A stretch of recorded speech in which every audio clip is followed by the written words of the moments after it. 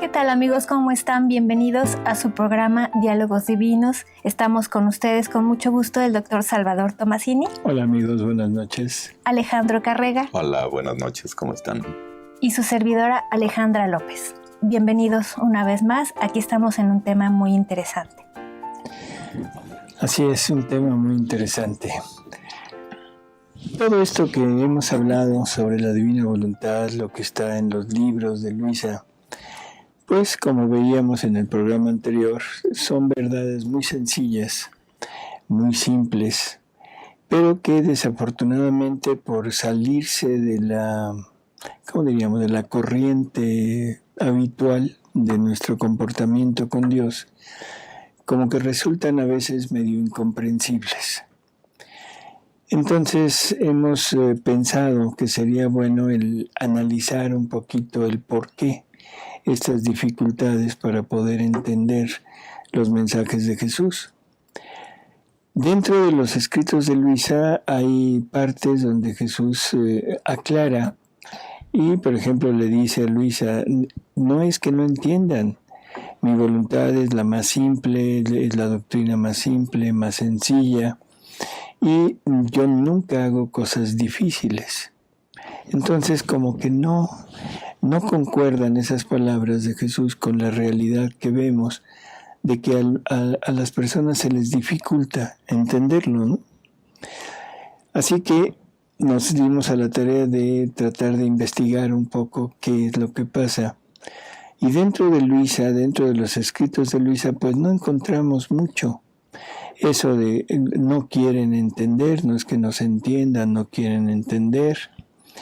En otros lugares dice que se ve el interés propio, o sea, todas las pasiones humanas se oponen un poco a esta doctrina. Pero al leer los escritos de María Valtorta, sobre todo los cuadernos de María Valtorta, nos dimos cuenta de que Jesús habla mucho de algunas herejías que han ido contaminando el conocimiento de Dios, no necesariamente de Luisa, sino el conocimiento de Dios en general. Y entonces decidimos este programa hacerlo, pero basándonos en estos escritos. De Luisa veremos algo al final, pero es nada más para reafirmar que su doctrina es muy sencilla. Entonces empezamos y vimos que Jesús dice algo muy categórico dentro de los escritos de María Valtorta. Si nos quieres leer así. Dice Jesús, una sola es la ciencia necesaria, la mía, y os la comunica el Espíritu de verdad. Solo una ciencia es necesaria. Lo repetiré 1000 veces, conocer a Dios y servirle, conocerle en las cosas, verle en los acontecimientos y saber distinguirle a Él de su antagonista para no caer en perdición. En cambio, os preocupáis de aumentar el saber humano en detrimento del saber sobrehumano.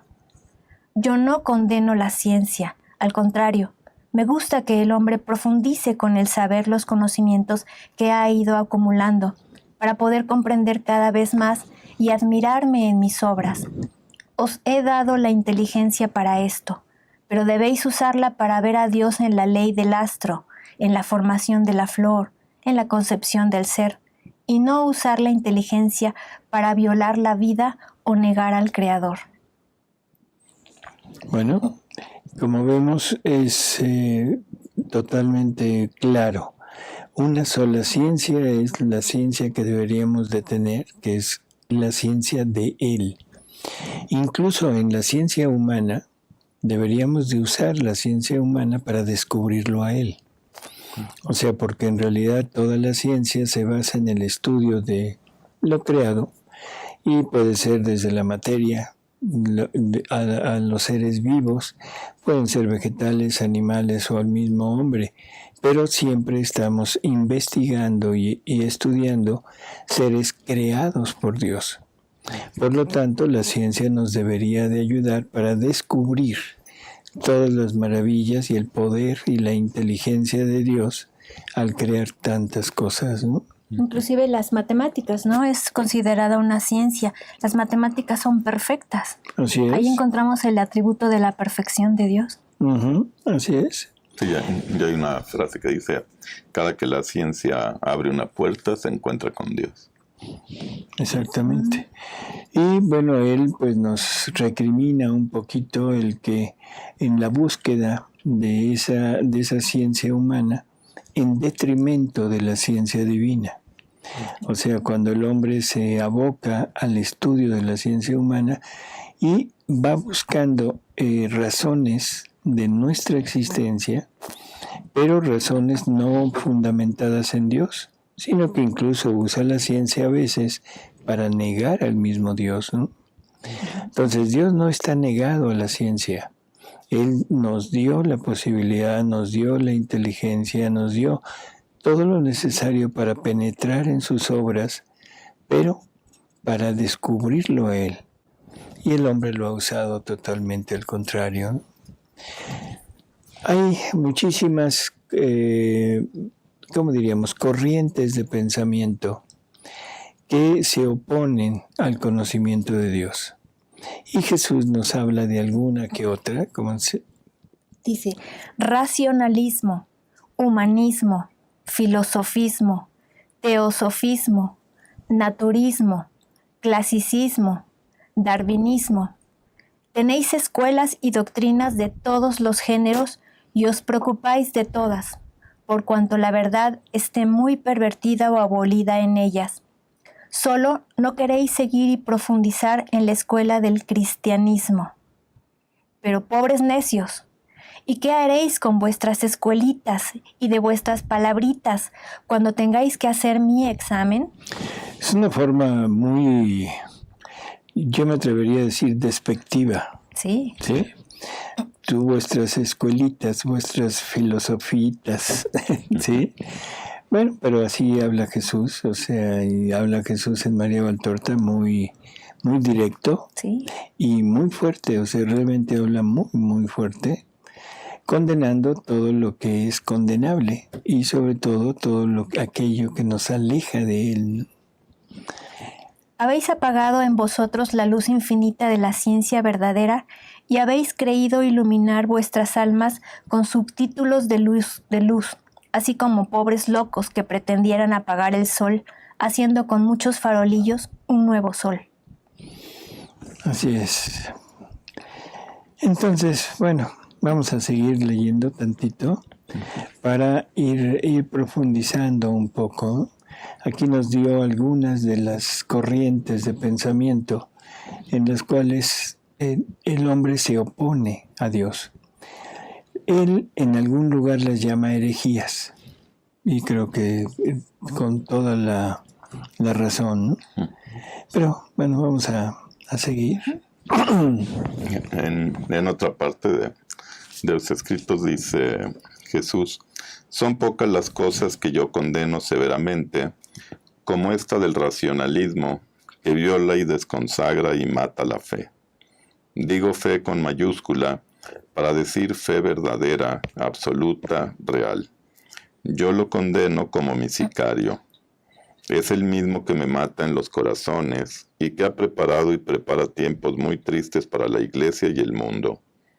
He maldecido otras cosas, pero ninguna maldeciré como esta. Ha sido la semilla de la que han venido otras doctrinas venenosas. Ha sido el pérfido que abre las puertas al enemigo. En efecto, ha abierto las puertas a Satanás, que nunca, como desde que reina el racionalismo, ha reinado tanto.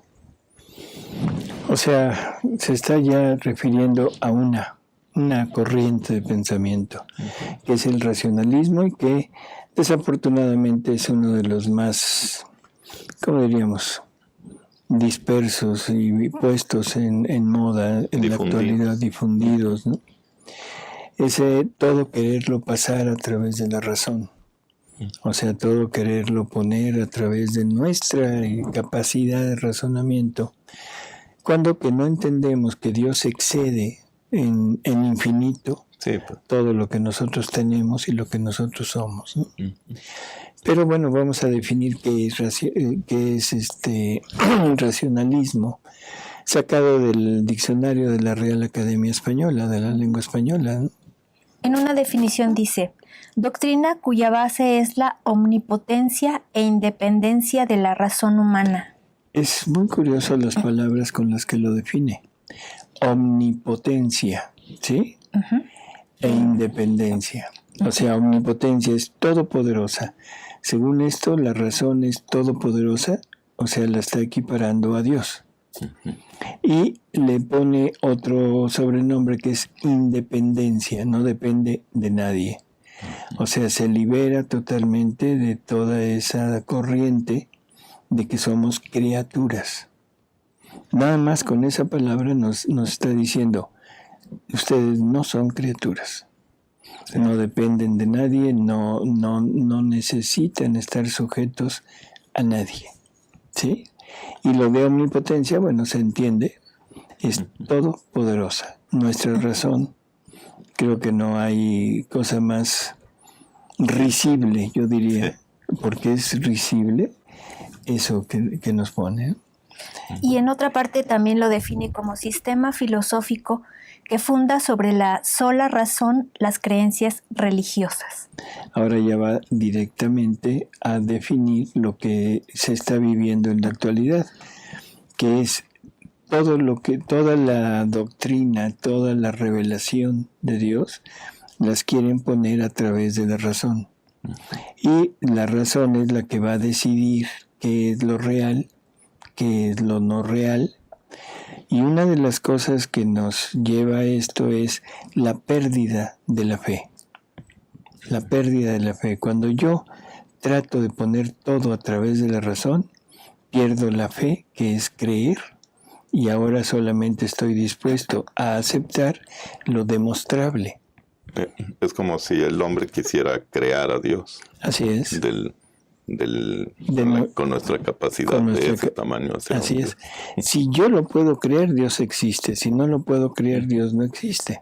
Como ¿sí? Satanás le dijo a Dios, conozco las palabras. Uh-huh. O sea, estamos en una etapa donde el hombre quiere llegar a ser Dios sin Dios. Donde el hombre está empeñado en crear al propio Dios, ¿no? Así que bueno, pues este es nuestro tema del día de hoy, que es el racionalismo. Vamos, como les decíamos al principio, a tomar ciertas frases de lo que Jesús le habla a María Valtorta sobre este tema. Quisiéramos tratar de no meter mucho de lo nuestro para no tener, ¿cómo diríamos?, contaminación con nuestra propia forma de pensar o forma de ver. Si no quisiéramos nada más dejar lo que Jesús habla.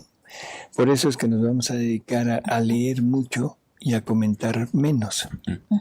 A ver, seguimos. Sigue diciendo Jesús: uno de los mayores dolores que yo tenga es ver cómo el racionalismo se haya infiltrado en los corazones, incluso en los corazones que se declaran míos. Sería inútil dejar aparte a los sacerdotes.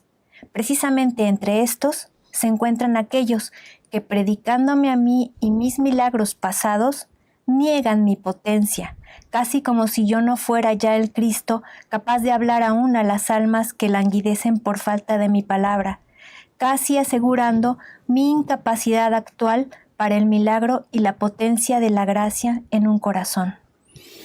Así es, la incapacidad actual.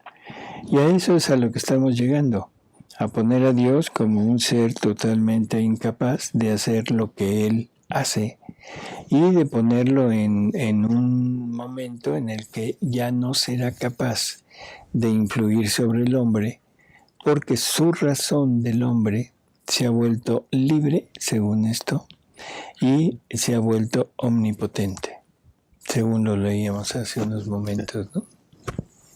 Creer es signo de pureza, además que de fe. Creer es inteligencia, además de fe. Esto es importante.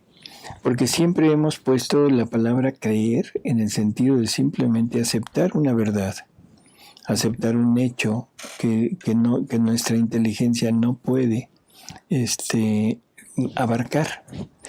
Y aquí nos dice que el creer, además de eso, es pureza y es inteligencia.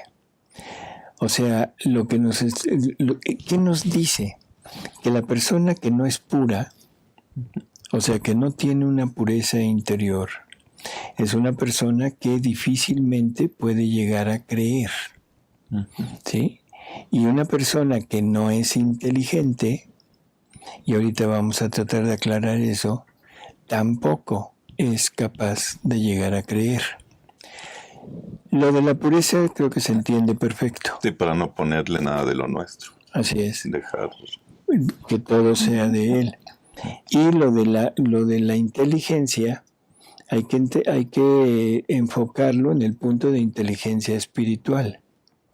Porque el hombre, o sea, al no tener una inteligencia espiritual, aunque sea muy sabio en lo material, pero toda su sabiduría la lleva a la negación de Dios. Cuando que la ciencia debería de acercarnos a Dios. Y tenemos ejemplos maravillosos dentro de los científicos en que su misma ciencia los ha conducido al descubrimiento de Dios.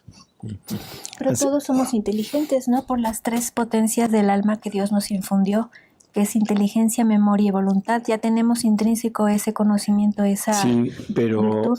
Pero se está refiriendo a la parte espiritual. Uh-huh. Y por ejemplo, en un momento dado, un ser que está dañado, entre comillas, por el racionalismo, definitivamente no es inteligente. No ha tenido la capacidad de ver el error ni de ver la trampa que existe. Al querer analizar y querer someter a la razón al Ser Supremo. Hay un comentario del Padre Dengo. Dice: bendiciones para todos. De nuevo Gracias. Puedo participar a través del chat. Y nos comenta: al racionalizarlo todo se ha perdido la fe. Uh-huh. Volver a ser como niños para el reino. Así es. Uh-huh. Esta es una de las cosas que Jesús nos va a ir conduciendo, ¿no? Por eso es que bueno, muchísimas gracias, Padre, por este comentario, por las bendiciones. Y bueno, pues aquí seguimos con nuestras lecturas. Quien cree con pureza y con inteligencia, distingue mi voz y la recoge. O sea, por eso, quien es puro y es inteligente, acepta la verdad. Y esto creo que es muy fácil de entenderlo, y lo voy a poner a nivel de los apóstoles. ¿Cuál es el apóstol que más conoce a Jesús? Juan, un adolescente puro, según nos narra tanto el Evangelio como en todas las revelaciones, que Juan era totalmente la pureza en sí, y sobre todo era lo suficientemente inteligente para entender que su maestro les decía la verdad. Por lo tanto, no necesitaba analizarlo. Es como un niño, como dice el Padre, o sea, un niño que cree en sus papás. El papá le puede contar lo que sea, el niño lo cree. No pone la más mínima duda. Cuando ya empieza a racionalizar las cosas, es cuando empieza a ver que realmente es o no es cierto lo que el Padre dijo. Pero de todas maneras eso es porque está racionalizando algo que es humano.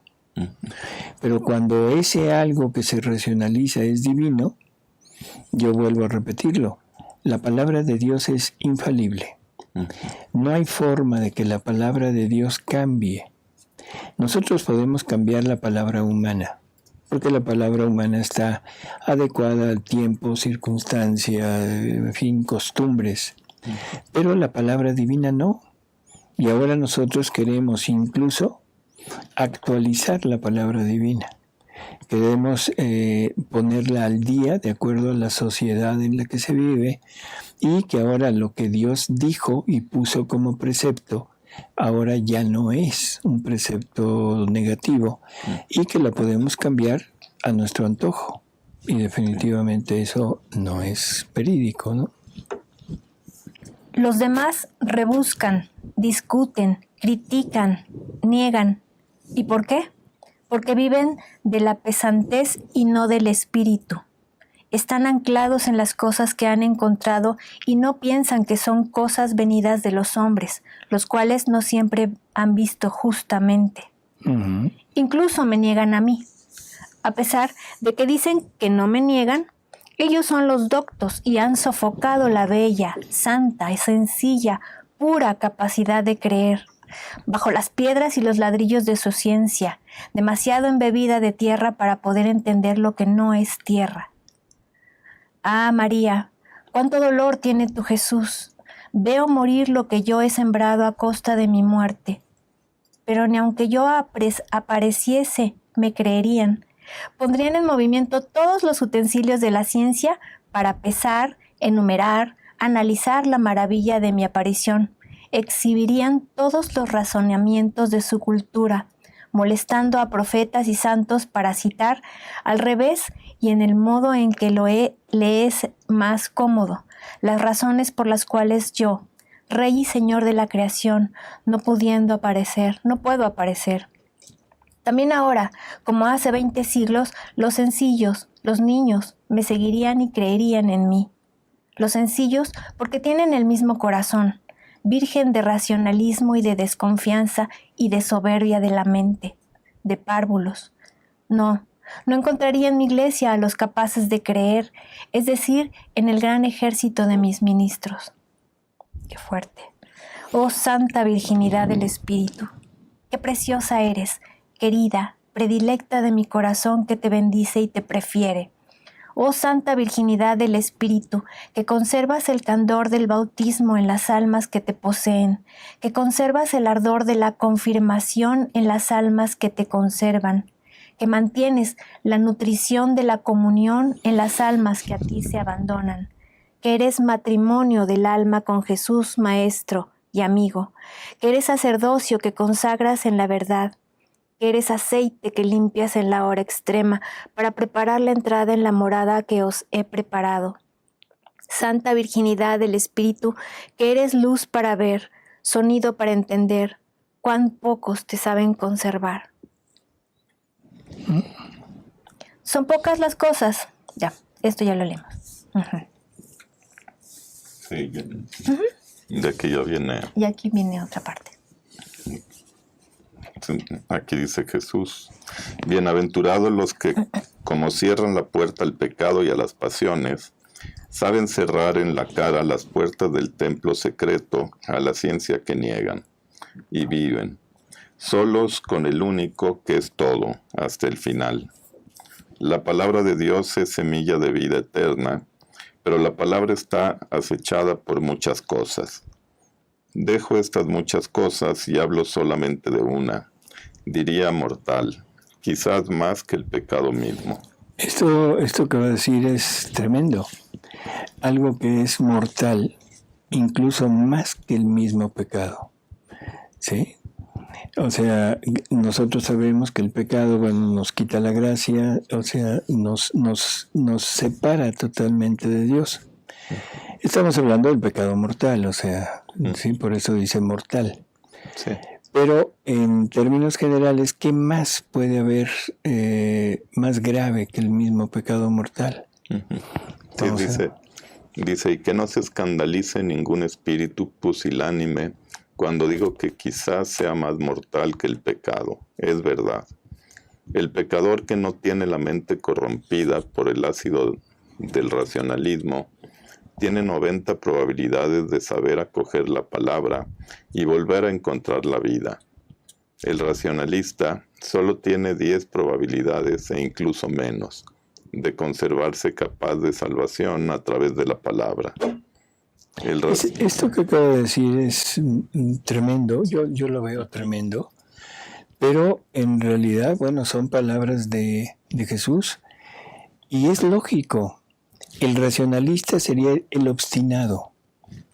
Cuando Jesús habla de que la obstinación es como el doble cerrojo en los escritos de Luisa, en que un alma se cierra totalmente a la verdad, ese es el racionalista, el que no puede aceptar lo que su razón no entiende o no logra captar, o incluso rechaza.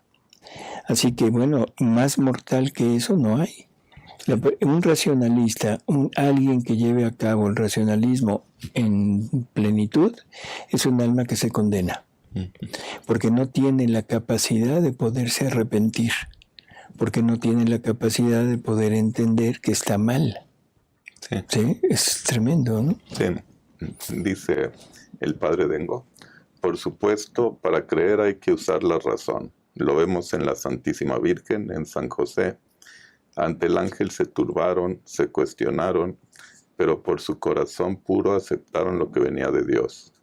Usar la razón es necesario para creer, racionalizar, pasar por el colador, de mi parecer lo de Dios es lo malo. Por eso, una cosa es la razón y otra cosa es el racionalismo. El racionalismo es simple y sencillamente no acepto lo que mi razón no entiende. Por lo tanto, de Dios no acepto nada. La razón la uso para ver cuándo las cosas vienen de Dios y aceptarlas. Yo me permitiría hacer una pequeña aclaración a esto que nos acaba de decir el Padre. O sea, en José efectivamente es muy real lo que dice. María es, ¿cómo diríamos? Esa, ¿cómo dice? Turbación. Dice, ante el ángel se turbaron, Exacto, se cuestionaron. se turbaron y se cuestionaron. Me atrevo a hacer esta aclaración, Padre, porque hay que recordar que María es inmaculada. La palabra inmaculada no quiere decir nada más ausente de pecado original, de la mancha original. Al estar sin la mancha original, la Virgen contenía todo lo que Dios le había dado a Adán. O sea, todos los dones que el hombre, el ser humano, debía tener. Y dentro de esos dones estaba el don de la ciencia infusa. O sea, María conocía todo. Incluso en los escritos de Luisa nos habla Jesús sobre la Inmaculada Concepción y nos dice que desde el inicio de la concepción de María, cuando ella pasa su prueba en el cielo, o sea, y que se confirma su inmaculadez y que se confirma su estado ya de gracia, de vida divina en ella, desde ese momento ella estaba muy frecuentemente en el cielo, o sea, junto al Padre, al Hijo y al Espíritu Santo, porque Dios quería tener a su hija y ella era consciente de esto. María empieza a reparar y a pagarle al Padre por toda la familia humana, sabiendo lo que está haciendo y sabiendo que está, ¿cómo diríamos?, haciendo algo para tratar de hacer que el Verbo eterno, o sea, el Redentor, pudiera llegar a hacer su trabajo.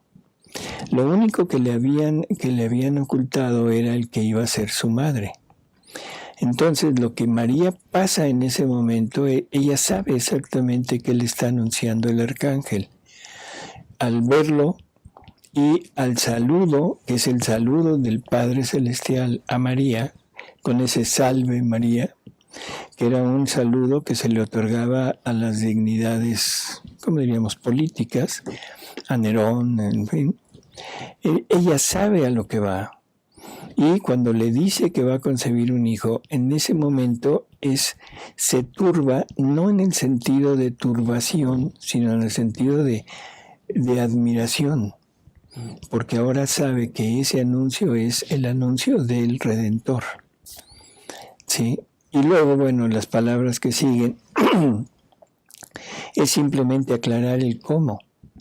Porque hay algo que dice María, que ella se había ofrecido virgen, había ofrecido su virginidad a Dios, y que en ese momento simplemente pensó, bueno, ¿tendré que renunciar a eso? ¿O Dios me pedirá que renuncie a ese punto de virginidad? Y es cuando el ángel le dice, no te apures, esto es obra del Espíritu Santo. En José sí es totalmente real, porque José no sabía nada de esto, ¿no? Pero creo que hay otro comentario del padre, ¿no?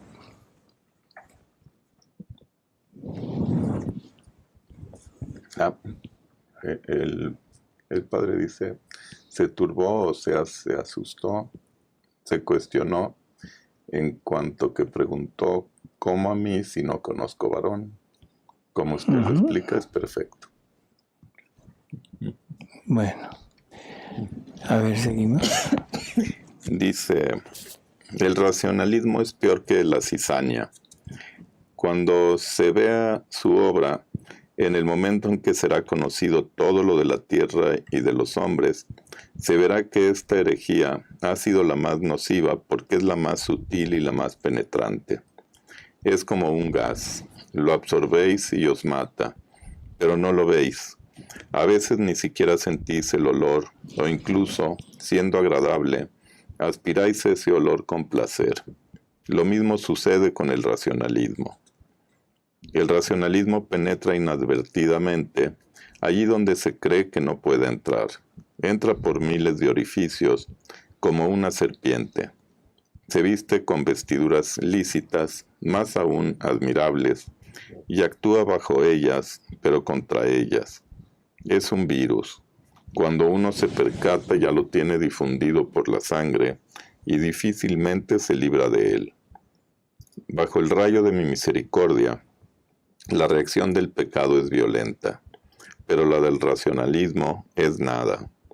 Vuelve impracticable el camino hacia la gracia y la rechaza. Esto es interesante, ¿no? Cuando Dios usa de misericordia, o sea, la persona que está en pecado, el pecador, tiene una reacción, y a veces una reacción, como dice, violenta, pero violenta en el sentido de conversión. Sí. O sea, de reconocimiento de su culpa, de reconocimiento de lo que ha hecho hacia Dios, y eso lo lleva al arrepentimiento y a conseguir el perdón. Esa misma misericordia, cuando se topa con una persona racionalista, es nula. La reacción es nula. El racionalista no funciona. ¿Por qué? Porque el racionalista está convencido de que no hay un Dios, sino de que él está formando a Dios. Que eso es mucho del movimiento actual de la New Age. O sea, todo ir generando y haciendo crecer ese yo soy interior para unirlo a ese yo soy universal o esa conciencia universal, en donde todos nosotros vamos a desarrollar el yo soy que tenemos para unirlo en ese yo soy universal. Así que este es el pecado de que Satanás inoculó a Eva. O sea, el querer ser Dios sin Dios. O sea, ese es todas las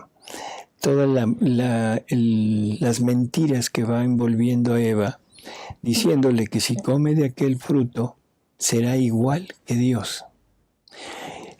Eva ahí falla al no entender que ella ya era prácticamente igual que Dios. Y ese pecado es el que se ha extendido en la actualidad. Ahora nosotros queremos llegar a ser Dios sin Dios. Y ese es el punto del racionalismo, ¿no? Podríamos entender en los escritos de Luisa, del Libro de Cielo, que por ejemplo cuando Jesús le enseña a Luisa, llega a tu nada, sería lo contrario del racionalismo. Así es. O sea, la nada es el lugar en donde Dios puede ponerse todo Él. O sea, Dios es infinito, por lo tanto no cabe en ningún lugar a menos que ese lugar sea nada, porque ahí cabe el todo. Estos son conceptos medio ambiguos, pero bueno, se entiende. Si hay algo, por muy pequeño que sea, un átomo de voluntad humana, la voluntad divina no entra. Entonces, llegar a nuestra nada es el despojarme de todo. El racionalismo es llenarme de todo yo, de todo lo que yo pienso, lo que yo creo, lo que yo deduzco, y entonces prácticamente estoy lleno de mí, no hay nada que entre de Dios, ni siquiera la misericordia. Sí. Dice, pero la del racionalismo es nada, vuelve impracticable el camino hacia la gracia y la rechaza. Uh-huh. Y más aún, se convierte en un ardor nocivo que termina por procurarse la propia condena. El racionalista pone las cosas de Dios al servicio de sus fines, no a sí mismo al servicio de Dios. Doblega, explica, utiliza la palabra. Espérame, esto es importante, sobre todo en los conocimientos de Luisa. Todo lo pone en servicio a sí mismo, ¿sí? Sí. O sea, todo lo que no sea utilidad para él, definitivamente no hay forma de que pueda entrar en él.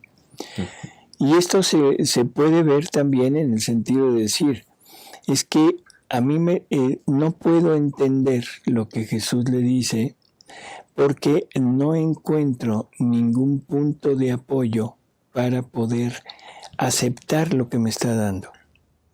Y eso necesita, según ellos, necesitan explicación.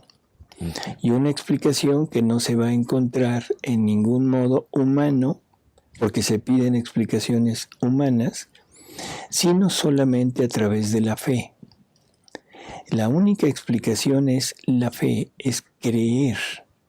Creer como el niño le cree al Padre, como nosotros deberíamos de creerle a nuestro Dios, ¿sí? Sin ninguna explicación, sin ninguna nada, ¿así?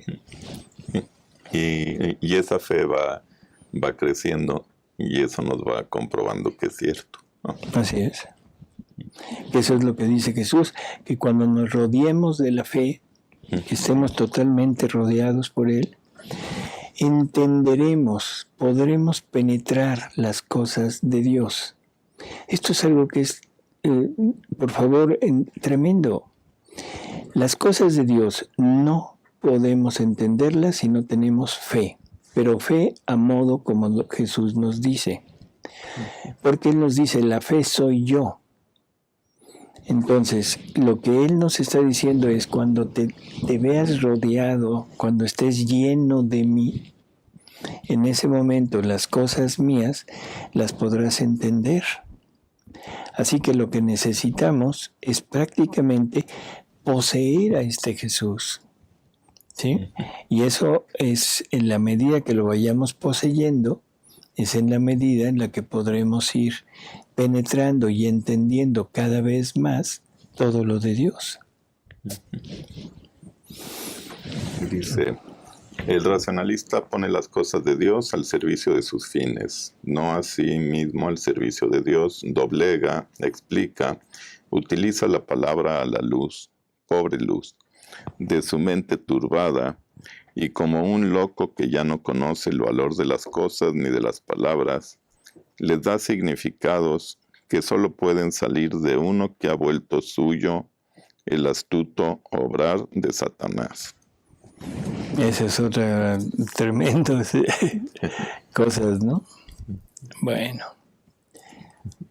Dice Jesús, hay racionalistas y racionalistas.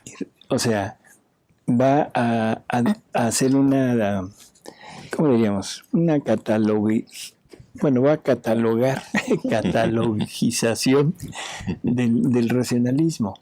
Es interesante, vamos a ver cuáles son. Dice Jesús, comenzaré por los grandes, los superhombres, los que niegan a Dios, quieren explicar la creación, el milagro, la divinidad, según sus conceptos llenos de orgullo humano. Donde hay orgullo, no está Dios. Estad seguros. Donde hay soberbia, no hay fe. Allí está Satanás, y Satanás es el más hábil de los prestidigitadores para seducir al hombre y hacer que le parezca oro puro la hojalata recogida del fango. Creo que más claro ni el agua, ¿no? Estos que niegan a Dios, que creen humillarse, si aceptan humildemente lo que con la sola capacidad mental no saben explicar y han matado en sí la capacidad de amar, son los gigantes del racionalismo. Esos son los gigantes del racionalismo. ¿Y qué dice? Han matado en sí la capacidad de amar. Uh-huh. En estos la palabra no baja de hechos. De hecho, hay sobre ellos demasiadas cosas que obstaculizan a la palabra. Son una de las categorías de los muertos del espíritu, rebeldes y escandalosos. Así es. La segunda categoría son los humanamente cultos. Estos no niegan a Dios, pero ponen una espesura de erudición humana sobre la sencillez divina, que se ha hecho tal para que la luz del amor puedan entenderla hasta los más humildes.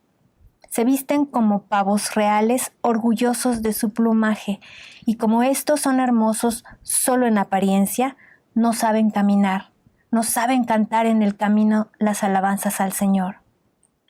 La palabra desciende sobre ellos y echa raíces, pero después muere porque la ahogan bajo las hojas inútiles de sus conocimientos humanos. ¿Sabes cómo oyen la palabra? Como uno que oiga a otro hablar en un idioma desconocido para él. Oye la voz y ve el movimiento de los labios, pero no entiende nada.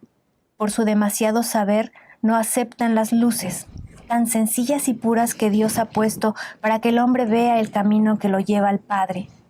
Y hacen Babel y tinieblas también para los demás. Estos son terribles, ¿no? O sea, son todas estas personas que le dan tanto, ¿cómo diríamos? Tanto realce humano a la palabra tan sencilla de Dios, que la dejan totalmente fuera de la capacidad de poder entenderla. La llenan de palabras así muy rimbombantes, con conceptos muy elaborados, cuando que la palabra de Dios es tan sencilla, o sea, tan fácil de poder entender, ¿no? Y no es nada más para ellos, sino que ellos empiezan a revolver y a enturbiar la fe de los demás. Tercera categoría, la de quienes han empedrado su propio corazón con las piedras del racionalismo de los demás, para hacerlo menos ignorante. Son los adoradores de los ídolos humanos. No saben adorar a Dios con todo su corazón, pero saben extasiarse ante un pobre hombre que se presenta como superhombre. Y esto también creo que es tan obvio, pero ¿cuántas veces no hemos visto, hemos sabido, hemos tenido noticias, incluso de familiares, que se dejan seducir por filosofías, por teorías, por doctrinas humanas? Alguien que de repente se erige como el Mesías, como el heraldo de Dios, y empieza a usar parte de verdad, pero mezclada con mentira. Y en ocasiones hay muchísima verdad en lo que dicen, pero hay que recordar que la mentira más peligrosa es la que lleva demasiada más verdad. Entre más verdad lleva una mentira, es más peligrosa porque es más fácil caer. ¿Sí? Entonces estamos llenos de falsos mesías, estamos llenos de falsos doctores, estamos llenos de falsos profetas. Y para esto, pues hombre, creo que todo el mundo tiene noticia de todo lo que ha sucedido, que no ha sucedido, pero que simplemente lo hacen por afán de notoriedad en ellos, ¿no? Con su desconfianza cierran la puerta al verbo divino, pero aceptan las explicaciones de un semejante a ellos que tenga fama de entendido. Así, ¿cuántas veces no le creemos más al hombre que a la palabra de Dios? Por eso yo repito, y perdón que lo sea tan, no sé, repetitivo, ¿no? O sea, la palabra de Dios no puede cambiar porque es palabra de Dios. Y Dios es infalible. Dios no habla para un tiempo, para una sociedad, para una cultura. Dios habla para la familia humana. Eso del actualizar la palabra de Dios para nosotros, o sea, para esta sociedad corrupta en la que vivimos, perdón, pero eso es no sé qué palabra usar, pero es eso, lo que ustedes se puedan imaginar. O sea, estamos llegando al punto de que Dios no nos sirve, ahora nos servimos nosotros y nos erigimos como dioses nuestros y de los demás, ¿no? Sería suficiente con que pidieran humildemente a la gracia que les iluminase y les instruyera acerca del valor de esas notas, y la gracia les haría ver que esas explicaciones, esas doctrinas, se rigen sobre puntales cuyas bases están corroídas por carcomas y moho, y que esas voces están desentonadas y difieren de las voces de Dios. Quieren ser cultos y superhombres, y cogen el primer alimento que ven, y los ídolos tienen pomposas vestiduras y prometen deidad para todos. Es la voz de la serpiente: comed este fruto y seréis semejantes a Dios. Qué triste, ¿no? Qué triste que nos sometamos a personas así de este tipo y que por su erudición, por su apariencia, por su forma de presentar el mensaje, o sea, captan la atención y uno dice, bueno, ¿por qué se dejan atraer? ¿Qué misterio hay en su interior? ¿Ignorancia? Probablemente. Aquí lo dice Jesús. ¿Sí? Y estos en su ignorancia comen. Así es. Ignorancia, no sé, yo diría que como hasta cierto hartazgo, hastío de lo tradicional. ¿Comodidad? No, yo pienso, perdón que lo diga y que lo diga así, en esta manera, pero bueno, así lo pienso. Como que nuestra relación con Dios ha sido una relación tan lejana, pero de veras tan lejana, que se ha reducido a unos cuantos actos de rutinarios, de rezo, de misa, de Eucaristía, pero sin el fondo, sin encontrar realmente a Dios en ellos, ¿no? Entonces se vuelve rutinario. Sí, mucha gente busca las palabras mágicas que lo hagan ser feliz y busca por allá y por acá. Busca la felicidad. Sí, pero con palabras mágicas no quiere un esfuerzo. No, yo pienso, bueno, sí, o sea, quiere ser feliz en el modo como más fácil se le presente, pero al mismo tiempo no ha encontrado la punta de la madeja de la felicidad divina en nuestra doctrina. No le han creído a la palabra de Dios cuando Él dice que su iglesia es una y que las puertas del infierno no prevalecerán contra ella. Entonces eso no lo creen. Y llega un fulano, Alejandro, y llega un fulano y les dice, y les voy a predicar el verdadero evangelio, y todos se van para allá. Y uno dice, bueno, qué curioso, ¿no? Pero realmente es una pobreza espiritual, una ignorancia tal, que lo único que queremos es llegar a ser felices, pero de una felicidad humana. Por eso es que si nos prometen salud, nos prometen dinero, nos prometen quitarnos nuestros problemas, en ese momento la gente va. Sí. Si entendiéramos que todo es programado por Dios, pensado, permitido por Dios para nuestro bien y para nuestra felicidad, otra cosa sería. Para una felicidad eterna. Y divina, exactamente.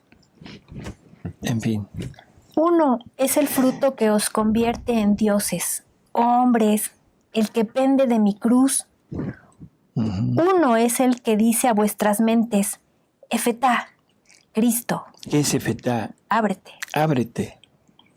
Uno es quien fecunda el místico suelo de vuestro corazón para que nazca la semilla, mi sangre. Uno es el sol que calienta y hace crecer en vosotros la espiga de vida eterna, el amor. Una es la ciencia, que como arado abre y prepara vuestro terreno y lo dispone para recibir la semilla. Mi ciencia. Uno es el Maestro, yo, Cristo. Venid a mí si queréis ser instruidos en la verdad. La cuarta categoría es la de los imprudentes. Son caminos abiertos por los que pasa de todo. No se rodean con un santo muro de fe y de fidelidad a su Dios. Acogen la palabra con mucha alegría, se abren para recibirla, pero se abren también para recibir cualquier doctrina. Sí, muy condescendientes con los hermanos, no despreciar a nadie, pero rígidos con las cosas de Dios. Orad por los hermanos, instruidles, perdonadles, defendedles de sí mismos con un verdadero amor sobrenatural. Pero no os hagáis cómplices de sus errores, permaneced roca contra el desmoronamiento de las doctrinas humanas. Bueno, todas estas lecturas que hemos estado repasando son lecturas tomadas de los cuadernos del 43 de María Valtorta. Las fechas no las tengo, pero bueno, esas es lo de menos, se los pasamos después, porque estoy viendo que preguntan sobre de dónde está tomado, ¿no? Todas son sobre cuadernos del 43. Hay alguna que otra sobre los cuadernos del 44, que vamos ahorita a ver, pero si no hay ninguna pregunta, ninguna cosa para... Dice Cecilia, lo del racionalismo, ¿dónde lo puedo encontrar? ¿Hay algo en la Biblia o en los escritos de Luisa del racionalismo? Tengo personas que quieren siempre entender o racionalizar todo lo religioso. En Luisa no hay nada relacionado con el racionalismo, por eso es que nos estamos yendo a los escritos de María Valtorta. En María Valtorta hay mucho sobre esto, así que definitivamente lo puede buscar en ello. Sobre la Biblia no sabría decirle en realidad si hay algo así específico sobre el racionalismo. Yo pienso que no, en el sentido estricto de la palabra, porque el racionalismo es prácticamente de aparición muy reciente. Sí, aunque ya desde siempre ha habido personas que al no entender no aceptan lo que no entienden, pero no estaba puesto o catalogado como racionalismo. Pues como dice Jesús, ¿no? El racionalismo vino desarrollándose con la ciencia. Uh-huh. Y en época de Jesús la ciencia pues estaba en ceros. Pero había ciencia, o sea, de alguna manera, y ciencia más enfocada a lo religioso que a lo humano. En fin. Dice Rina, ¿cómo me doy cuenta que lo que hago le agrada a Dios? Porque me llena Dios, pero no sé si Él estará contento. A Dios le llena todo lo que usted haga hacia Él, sobre todo si lo hace con amor. O sea, eso es definitivo. Entre más se adentre en esta vivencia de la divina voluntad, lo que Dios recibe es mucho mayor y se siente más, ¿cómo diríamos?, reconfortado, agradecido, felicitado. Pero todo lo que hagamos con amor hacia Dios es bien aceptado por Él. Perdón, pero lee la última del Padre Dengo porque es importante. Bueno, el Padre comenta... La última. El doctor lo ha explicado perfectamente. Tratar de entender a Dios es soberbia o no, según la apertura que tengamos de aceptar lo que no entendemos por fe. Mi vacío en el conocimiento de las revelaciones privadas. Reconozco mi vacío en el conocimiento de las revelaciones privadas, tan necesarias para comprender mejor la palabra de Dios. Gracias por esa luz sobre la Virgen. Es que yo decía que esto es... Le habían hecho una pregunta al Padre, por eso la contestó. Sí, pero esto es importante, lo que el Padre comenta, porque siempre hemos hablado y sostenido que la obra de María Valtorta es una obra que va a la par con la revelación a Luisa. El vivir en la divina voluntad es ya llegar al punto máximo, el culmen de todo lo que Dios ha hecho hacia el hombre. Pero a veces resulta muy difícil poder entender el comportamiento que debe tener la criatura en esta divina voluntad. Entonces, tenemos esta obra a la par de Luisa, que es María Valtorta, en donde tenemos la muestra de cómo se vive la divina voluntad en el mundo, porque ahí tenemos el ejemplo de Jesús y de María. Y algo que es importante, Jesús le revela a Monseñor Octavio Michelini, o sea, italiano, le hace revelaciones sobre su iglesia, en fin, pero en una de esas veces le manifiesta lo siguiente. Le dice: a mi sierva María Valtorta le estoy dictando una obra que será de enorme beneficio para mi iglesia regenerada. ¿Cuál es la iglesia regenerada? O sea, no se está refiriendo a la iglesia de ese momento, 1970 y tantos, no recuerdo los... Pero no es esa iglesia, sino para su iglesia regenerada. Sí, que dice que pasará por una pasión. Así es. Y esa iglesia regenerada se va a hacer regenerada a través de Luisa. Entonces, por eso es que me parece importante el que entender que necesitamos conocer esta obra que es maravillosa, porque ahí vamos a aprender cómo se vive en la divina voluntad, el modo de actuar de la persona que vive en la divina voluntad en este mundo. Porque llega a tanto este conocimiento que puede disparar la soberbia de creerse Dios. Ese es un punto muy, muy importante. Así que yo le agradezco al Padre esa sinceridad con que lo dice, pero sí, yo quisiera recomendar la lectura de María Valtorta, de esta obra que es el Evangelio como me fue revelado, para entender exactamente el cómo vive Jesús, cómo vive María en esta divina voluntad. Dice Teresita que si no es suficiente con los escritos de Jesús en el libro de cielo. Bueno, pues lo acabo de poner, o sea, el problema es que no tenemos un ejemplo. O sea, Luisa no nos sirve de ejemplo a seguir. No es como las demás espiritualidades que ha habido. Por ejemplo, los franciscanos pueden seguir perfectamente el obrar de San Francisco. Pero nosotros, seguir a Luisa, tendríamos que irnos a la cama 64 años. Sí. No. Primero, no es muy agradable y ya no tenemos algunos. Y ya no tenemos posibilidad de poderlo hacer. Segundo, tendría que ser voluntad de Jesús para que Él estuviera con nosotros durante 64 años, instruyéndonos. Por lo tanto, no es una posibilidad de seguir a Luisa.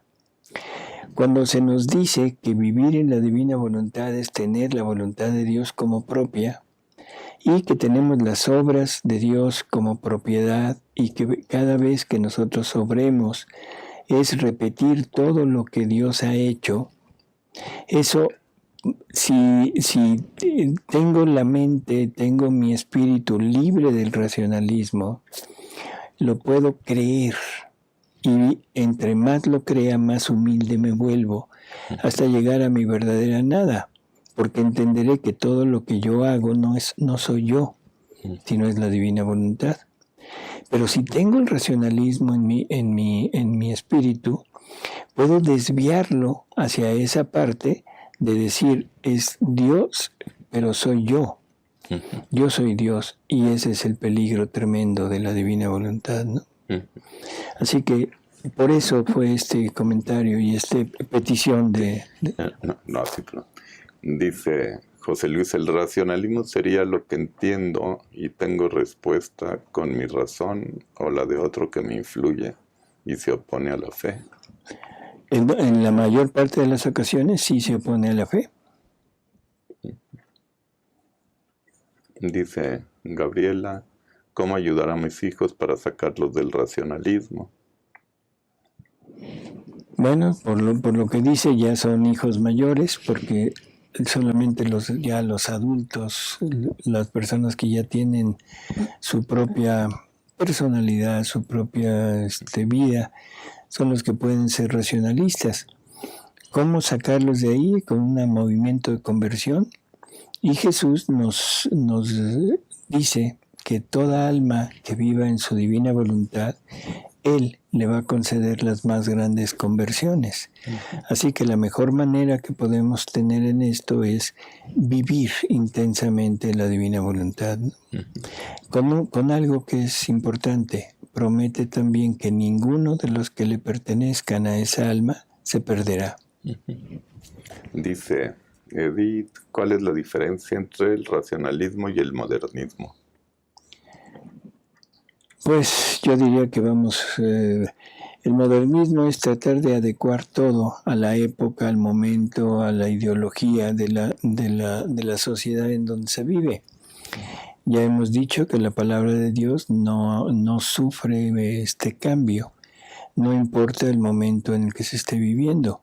Lo mismo que se dijo para en el Antiguo Testamento, para los patriarcas, los profetas, todo, es válido en la actualidad. La palabra de Dios no puede cambiar porque es la verdad. Y la verdad es una, no es algo que esté sujeto a modalidad o que esté sujeto al gusto o a la costumbre de las personas. O actualizarla. Así es. Las personas no forman, o sea, el actuar de las personas en una sociedad no necesariamente forman la verdad. Pueden formar un movimiento que va en contra de la verdad. Eso es lo que hemos hecho en la actualidad. Así que podríamos ponerlo como algo, si no igual, cuando menos lleva el mismo fin. Es quitar a Dios. Leemos la que sigue. No, eso ya lo... O se hace un segundo programa para continuar. Pues yo creo que nos falta todavía bastante, ¿verdad? Entonces vamos a dejarlo para el siguiente programa. Y por lo pronto, pues les agradecemos mucho su presencia, sus comentarios, sus preguntas. Y nos despedimos de ustedes, Alejandro. Gracias. Alejandro, gracias por estar con nosotros. Gracias. Alejandra, Gracias, doctor. muchas gracias. Y nos vemos en el próximo programa. Hasta luego y gracias.